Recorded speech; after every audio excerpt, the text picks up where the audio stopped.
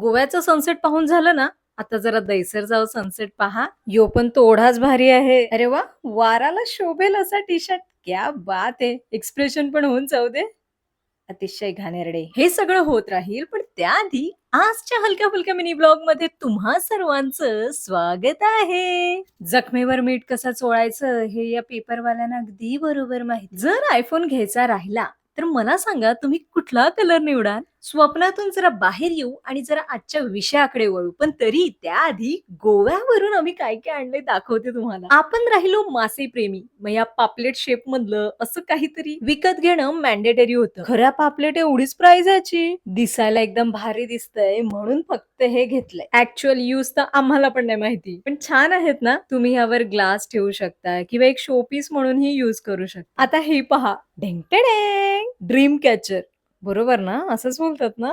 सुंदर ना? हे शुभमला खूप आवडलेलं. ही सगळी शॉपिंग त्यानेच केली त्याच्या चॉईसची. चला, जरा विषयाकडे वळू आता. तसा तर आज ह्या भाजीचा प्लॅन होता, पण ती बघूनच नको नको अशीच फिलिंग येते. म्हणून मी घेतले मशरूम आणि आज आपण बनवणार आहोत मशरूम मसाला. मी पण फर्स्ट टाइमच ट्राय करते.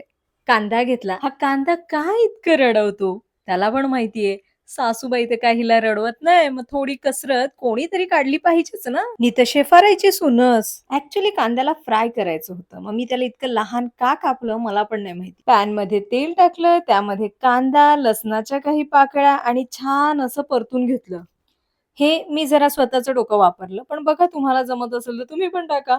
सगळं काही छान परतून घ्यायचं आणि मग मिक्सरला लावायचं. आता एका बाउलमध्ये तुम्ही कापलेले मशरूम घ्या. त्यात आपण केलेली पेस्ट ऍड करा. सोबतच हळद, मीठ, मसाला, थोडासा चिकन मसाला पण, जिरं पावडर, धना पावडर आणि थोडासा गरम मसाला. ह्या सगळ्यानंतर दही टाकून छान असं मिक्स करा आणि एक 15-20 मिनिटं तसंच ठेवून द्या. त्याच पॅन मध्ये थोडंसं तेल टाकून त्यामध्ये थोडंसं जिरं, तेजपत्ता आणि थोडासा कांदा परतून घ्यायचा आणि त्यानंतर ऍड करा हे मशरूम. काय जबरदस्त दिसतंय.